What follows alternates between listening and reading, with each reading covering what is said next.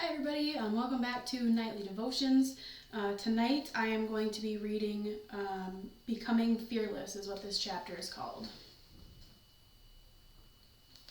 And this is the book for those of you that are new.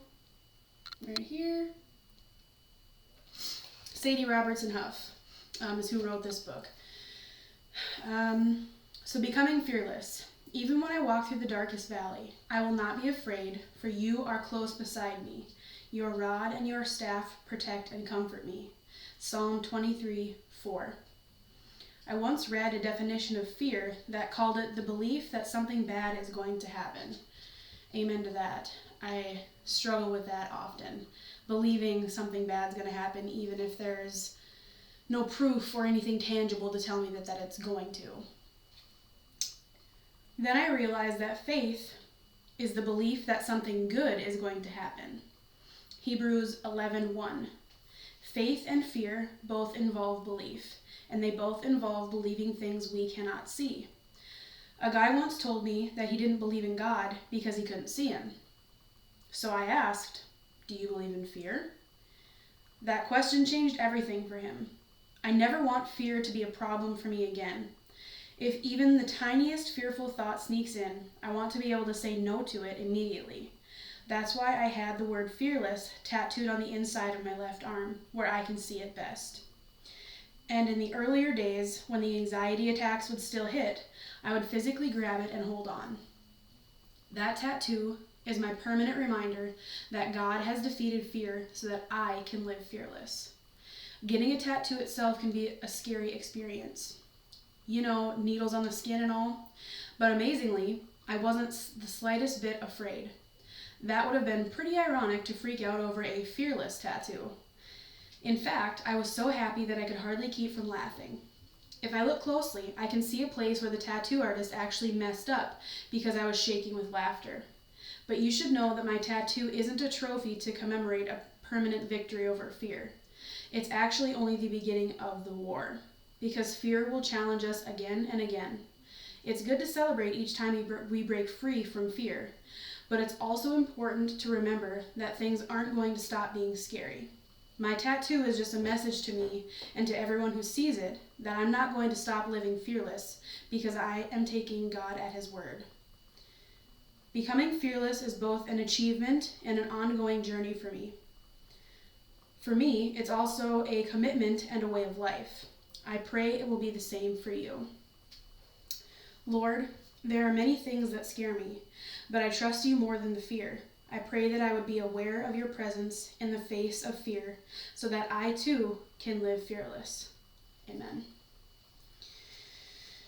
Okay, so that is what I have for that devotion tonight. I'm going to touch on it quickly. So, me personally, I struggled with anxiety and fear a lot, and still do. Over the last, I would say, 2.5 years, I've really purposed to work on myself. Because here's what I'm going to tell you. A lot of times, our problems aren't coming from other people. They're coming from us. So, if I can fix me, and I can learn how to cope with things and learn how to better handle things when they come at me instead of reacting with anxiety and fear, then I'm going to be a healthier, happier person. I'm going to live a better life because I'm not going to live in anxiety and fear like I did for so very long. So, also, I hope that this camera angle isn't weird. I can see myself here, but I'm trying to make it so that I'm looking straight. So if I'm not, I apologize. So back to what I was saying.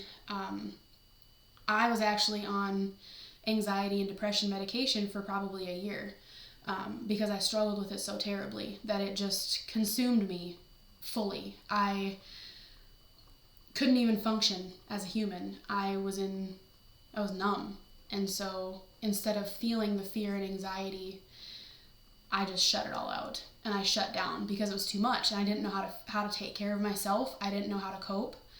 And instead, I just decided I'm not going to feel anything. So I did that for about a year, took the medication, and it worked some. And I don't know how to explain it other than one day I just decided that I was done. I decided that I was going to be happy. I was going to fix me. I was going to look all of my fears in the face and actually deal with them instead of shoving them down like I had been for so long. Because I didn't want to deal with my feelings. I didn't want to feel anything because it was too hard and too scary. And I didn't know if I would recover.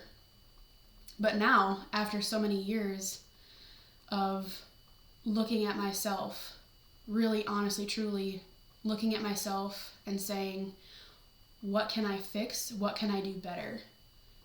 And what problems are mine that if I fix, can be better for everyone in my life, can be better for me, just better all around. So I've really been trying to set goals and be honest with myself and say, you know what, sometimes the problem is me,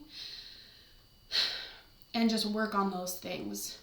A huge part of that for me is my support group, and that group is my family and my very close friends. So I'm not a very trusting person. I talked about that in the last video, but I very much trust this very close group of people, and those people are who I normally share these devotions with.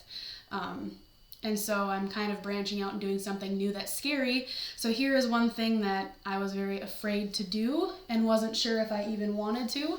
But my loving family and friends said, you know what, maybe you need to share this with more than just us. So I took that leap and I challenged myself, and here I am making videos even though I'm afraid, trying to show others the reality of life.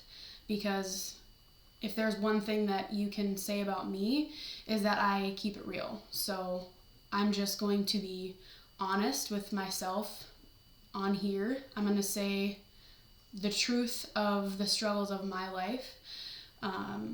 As a Christian female in today's day and age, it's not easy to be different. I'm gonna just say that. Because a lot of people want you to do things that are going to compromise your morals, compromise your self-respect. And saying no to those things is scary, because then when you say no, now you are the goody two-shoes, or you're too good for them, or any of these other things that they might want to say about you.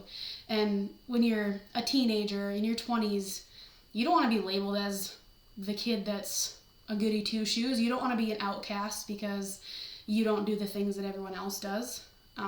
But that was a big learning point for me in my life too, was learning how to say no and being okay with whatever anybody had to say.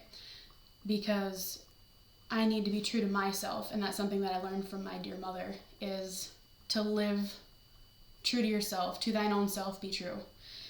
And if I'm true to myself and I know that what I'm doing is right for me, everybody else can do what's right for them. And if they're a true friend or a true family member, then they're going to accept you, and they're going to accept your decisions that you feel are best for you. So yes, it's scary, but it's also liberating to be able to say, this is who I am, and if you don't like it, take a hike.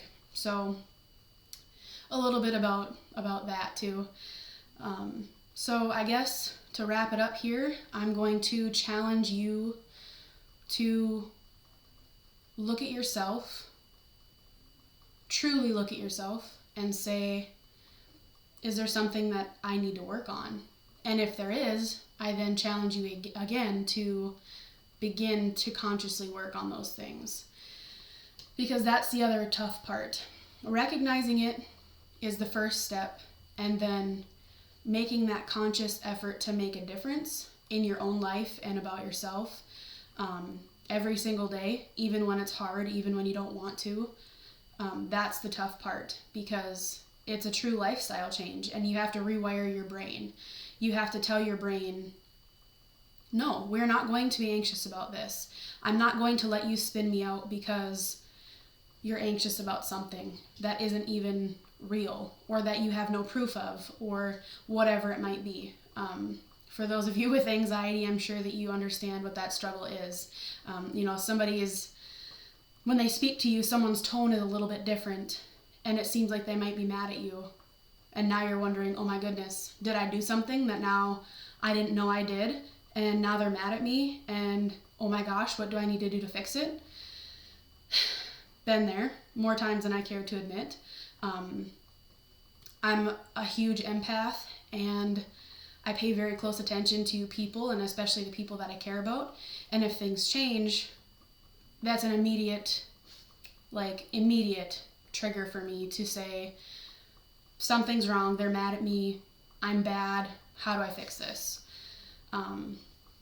Because abandonment is another huge hurdle that I've had to work on in my life. And so the fear of losing people that I care about is massive. And so learning to accept that I will be okay always, even if I do lose people, is something that I have to continue to work on. I'm not even there with that yet. But it's still something that I know that I need to work on, and that I continue to consciously keep in the forefront of my brain as I work on myself. All right, well, thank you for watching this video. I hope you enjoyed it. As always, feel free to leave a comment below, or if you have any questions or something that you want to say privately. My email is nightlydevotions14@gmail.com, so feel free to send me an email there too. I hope that you have a wonderful day, whatever time of the day that you're watching this, and I hope that you come back for more. Thank you.